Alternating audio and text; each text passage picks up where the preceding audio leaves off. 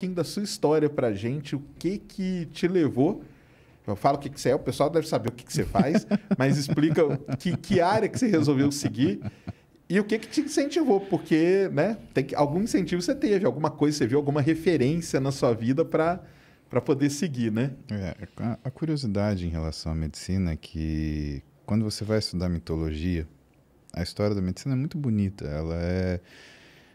Ela é ensinada para nós na faculdade de medicina, mas a grande graça é você ir estudar por conta própria, né? E você descobre versões diferentes da mesma história. Mas a história mais aceita é que a medicina ela foi ensinada aos homens pelo primeiro médico, um sujeito chamado Asclépio, ou Esculápio, né? É a versão grego e latina, né, do nome dele. Asclépio era um semideus, era um filho de Zeus, que ele escondeu na terra, porque ele ia ser morto por uma deusa, né, do Olimpo, né, Ciúmes, e ele confiou Asclépio a Quiron, que era o centauro que tinha acompanhado Hércules nos 12 trabalhos dele e que tinha aprendido a medicina. E como que Quiron aprendeu a medicina? Bom, no processo dos 12 trabalhos de Hércules, ele teve que tirar a cabeça da medusa e fazer flechas envenenadas com o veneno da medusa. E, acidentalmente, ele se feriu com o veneno da medusa e ele fez uma ferida. E ele estava ferido de morte, porque o veneno da medusa ele era mortal para qualquer tipo de ser humano, ou para qualquer tipo de divindade, ou para qualquer tipo de ser mitológico, né? E nisso ele foi estudar aquilo que pudesse fazer com que ele sobrevivesse. E ele descobriu as áreas da medicina, né? E ensinou a Asclépio aquilo que ele tinha aprendido tentando curar-se, né? Ele não conseguiu se curar, mas ele conseguiu se tratar. Então, fala-se que o médico ele tem uma ferida que nunca se cura. Em homenagem lá ao Quiron Ulisses. e ao mito de Asclépio, né? Ou Esculápio. E aquilo que eu acho que move, uma das coisas que move uma pessoa a buscar a medicina, na verdade, é uma ferida que não se cura. É um evento traumático que acontece em determinadas fases da vida, né? Onde a pessoa está mais sujeita para isso e ela é despertada uma curiosidade para tentar resolver aquilo. Normalmente, uma pessoa próxima da família, né? Alguém que se admira muito. E ela acaba modificando o que são seus interesses para entender como que ela poderia intervir positivamente naquilo. E eu te falo que quando nós olhamos a medicina, né, ao longo das eras, o que você percebe, Sérgio? Que existe um motivo muito pessoal para que determinados avanços sejam feitos. Por exemplo, os cirurgiões eles não operavam de luva de látex. Na realidade, um cirurgião alemão, Halsted, ele tinha a assistente dele, que era uma enfermeira, e ela era alérgica a iodo. E toda vez que ela passava o iodo nas mãos para fazer asepsia e operar, ela tinha, né, uma irritação muito grave e ela passava muito mal. Halsted, então, observando aquilo, ele desenhou o que seria a primeira luva de látex, né, para proteger a mulher que ele amava. Que legal. Você quer um motivo mais pessoal que isso? Nobre, né? Até, Nobre, né? E que hoje, né, o que seria, né, a própria cirurgia? Você tem a pinça de Halsted, você tem técnicas, você tem a luva cirúrgica desse sujeito. Pensa que a luva que é atemporal, ele é o símbolo da preocupação de um homem pela mulher que ele amava. Então, a medicina é cheia desses signos, é cheia dessas simbologias, o que enriquece e que muitas vezes ela dá sentido a algumas coisas que parecem até chatas de você fazer, mas que no dia a dia você se familiariza e que faz com que você entenda o teu papel ali, né? E faça com mais satisfação. Eu acho que é isso que é curioso assim, na medicina como escolha de profissão, porque é mais do que simplesmente você resolver um problema que se apresentou diante de você. É um problema que te motiva e que ele se espalha, onde o principal é a tua empatia com o seu próximo. Com certeza. Sem empatia não existe medicina, né? Medicina é uma profissão, ela não é um trabalho, ela não é um emprego. E muito do que a gente luta, né, dos médicos, de alguns médicos, né, e não militando, mas ensinando, né? A gente ensina os alunos a terem essa percepção que a medicina não é um emprego. Não trate ela como um emprego, trate ela como uma profissão, né? Alguma coisa que você é médico, né? Com certeza. E o fato de você ser médico, né? Isso quer dizer que, eu brinco, eu falo que o dia que eu morrer eu vou ter tomado um Synthroid, porque eu tenho hipotireoidismo, e vou ter atendido um paciente. Isso é a única certeza que eu tenho. Na minha vida é a única certeza que eu tenho, né?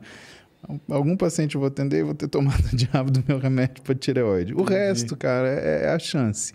Não. É o que vai aparecendo cada dia. E porque é uma coisa muito específica, assim, né? É igual você falou, né? É uma escolha, porque... Tipo, o cara pode ficar em dúvida entre, sei lá, jornalismo e administração. Medicina não, né? Medicina não tem como você ficar em dúvida entre medicina e jornalismo, por exemplo. Pegando um exemplo assim bem extremo, né? Porque uma coisa é que você vai tratar, que você vai abrir, que você vai ter, tem que gostar disso de algum jeito, né? Até porque a medicina, Sérgio, ela engloba outras atividades, né? Não, vamos supor, por exemplo, o sujeito é um cara que gosta de tecnologia. Ele tem diagnóstico por imagem. Ele tem cirurgia robótica. Né? Vamos supor que esse sujeito é um cara que gosta de administração. Cara, todo bom médico, ele é um administrador de equipe. Sim. E que será um administrador hospitalar. Né? E eu acho que precisa ser médico para ser um administrador hospitalar, sabe? É muito difícil você fazer um bom trabalho. Não pode trazer um cara da administração e colocar ali, né? Sem a vivência. Senão ele deixa de contabilizar o que é mais caro na medicina, que é o sofrimento humano. Entendi. Ele vira e transforma tudo em custo. Mas, Sérgio, o pior custo é o sofrimento. Então tem coisa que a gente gasta, e gasta por quê? Porque aquele sofrimento no outro é o mais importante. E não se você está economizando 10 centavos, 10 reais, 10 mil reais. São decisões que é humanamente impossível você tomar se você se importa com o seu semelhante. Com certeza. Mas a medicina tem essa possibilidade. Né? Você quer... vamos supor, você quer ser seu jornalista dentro da medicina? Você pode ter seu blog, você pode ser um comentarista de um programa. Sim. A gente teve grandes médicos que foram... Que acabaram, né, indo para esse... Exatamente. Né? Você pega Osmar de Oliveira, por exemplo. Uhum. Ele falava sobre medicina num programa de futebol. E o que eu acho que é o grande mérito disso? Né? É que ele falava de forma simples, temas complexos, para um público que era absolutamente leigo. Uma coisa é você falar para o seu par. Né? Exatamente. Outra coisa é você ter a capacidade de criar um método de heurística para você simplificar e explicar aquilo que você está dizendo. Sabe, tem um grande amigo meu, né? Valentim Magalhães é nutricionista, meu amigo de longa data, e ele fala, né? Desconfie de quem complica. É verdade. Que se você for buscar na história, né, quem que falava uma coisa parecida? Einstein falava. Se você não sabe explicar o assunto que você está tentando para uma criança de 4 anos, é porque você não sabe isso suficientemente. Exatamente. Né? E é verdade, né, meu? Então, é isso mesmo. É o que a gente fala aqui na minha, né? Não é minha área, não, mas que a gente chama de divulgação científica, né? Sim. Que é pegar um negócio que é complexo e transformar aquilo numa linguagem para o público, né? Até eu já trouxe aqui pessoal da área de saúde, não médico, mas que o que eu brinco é o seguinte, cara, na minha área, cara, eu tô falando lá da supernova, do buraco negro, cara, isso não vai mudar a vida de ninguém, entendeu? Basicamente. Agora, então, o que eu quero dizer é o seguinte, na hora de divulgar aquilo, cara, se eu errei ali alguns milhões de anos para cá, não vai fazer lá muita diferença para o público. Mas no caso da área de saúde, faz uma diferença danada a divulgação, né? Ela tem que ser um negócio bem... Tem que ser uma coisa precisa. E ela é necessária, Sérgio, porque... Veja, hoje a gente tem muita informação à disposição. Isso que eu ia falar. Como que vocês lidam com isso, cara? Porque, tipo assim...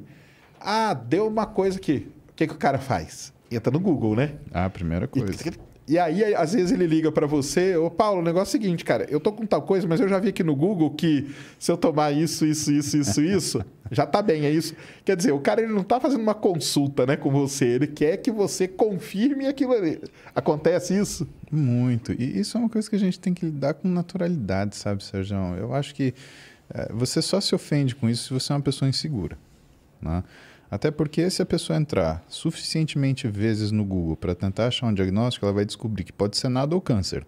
Né? E entre nada ou câncer tem uma grande Tem uma boa, né? Tem várias coisas aí no meio, né? Então ela começa a se tocar pelo seu trabalho. Mas você faz ideia do que um médico vende? O que eu vendo no meu consultório para o meu paciente? Porque é uma relação, né? É um trabalho, né? A relação comercial, você está querendo dizer, eu preciso né? sobreviver. Sim. Né? Então é uma profissão, eu sou médico, mas eu preciso sobreviver. Né? O que eu vendo para o meu paciente? Você faz ideia? O que você está vendendo ali para ele? Pensar assim, sei lá, alguma solução, né? Para algum problema que ele chega, tipo, ele chega lá com uma dor, só que é uma dor física mesmo, né? Isso é alguma coisa que alguns médicos falavam. E o que os médicos falavam? Eles falavam assim, o médico ele vende o conhecimento dele. Outros falaram, o médico ele vende a formação. O médico ele vende a solução. O médico, na verdade, ele vende saúde. Sim. E quem que acertou? Nenhum.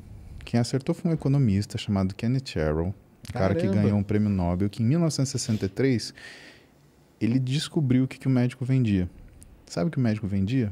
Ou o que o médico vende? Confiança. É isso que é o alvo do trabalho médico. Por quê?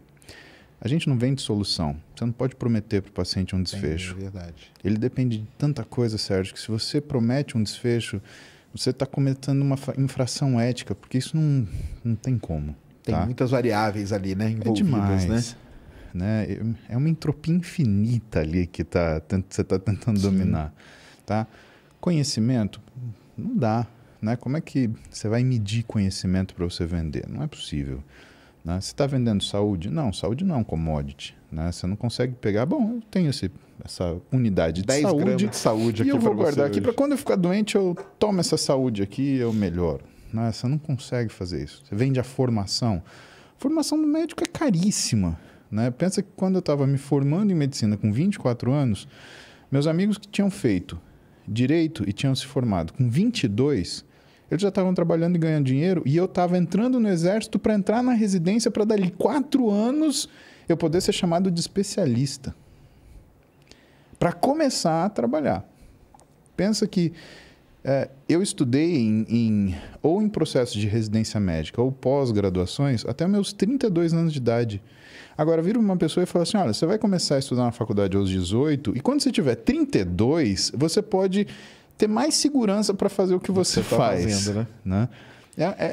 Como que você cobra isso uma pessoa? Não dá. Não dá. Então, o Kenneth Arrow ele explicou isso. Ele explicou que o bem que o médico vende é a confiança que o paciente tem nele. E o que é o fruto? O que gera essa confiança?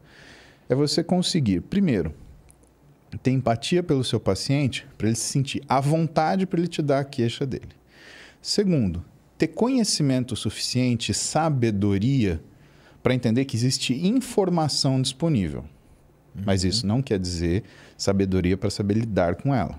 A sabedoria quem tem é você. E principalmente você falar para o seu paciente, organizando aquele pensamento em termos de sinais, sintomas, né, o que ele tem. Porque, na verdade, o que acaba acontecendo com o paciente é que ele escuta, ele fala muito, mas ele não escuta sobre ele. O que o médico faz? Tá bom, então você tem isso e você vai tomar isso. E o que o paciente quer ouvir? Ele quer ouvir o seguinte, olha, você tem uma dor no joelho e você tem que lembrar que o joelho é uma estrutura biomecânica, ele tem 7 eixos de movimento, ele tem estabilizadores dinâmicos e estáticos. E o que está acontecendo com você é um processo assim, assim, assim. A gente está pegando você nesta fase. Qual é o risco de você não tratar? É esta. Qual é o risco de você tratar e ter um efeito colateral? É este.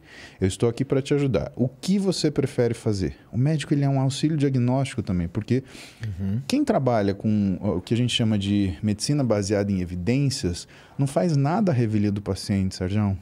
O que a gente faz com medicina baseada em evidências, a gente tem 2 compromissos. Primeiro é você trabalhar com o que são as evidências vigentes. Não adianta não, porque em 1912 eu li um trabalho sobre jejum e você vai fazer jejum para tratar o seu diabetes. Entendi. Jamais. Você vai trabalhar com aquilo que é evidência que está no lugar. Claro. Segunda coisa, aquilo que você trabalha vai ser alvo da sua experiência profissional. Ou seja, a experiência do médico está dentro do rol de coisas que ele vai fazer. E terceiro, que não é nenhum compromisso, é uma obrigação. Você vai respeitar a vontade do seu paciente. Às vezes você quer... Né, a gente fica ansioso porque, por mais que a gente não tenha uma bola de cristal e possa falar para o nosso paciente o que vai acontecer se algo, né, não sair do jeito ideal, até porque não tem ideal, né, Sérgio? Né? Você não pode pegar ele, amarrar e tomar a decisão por ele, porque senão o sofrimento dele vai aumentar.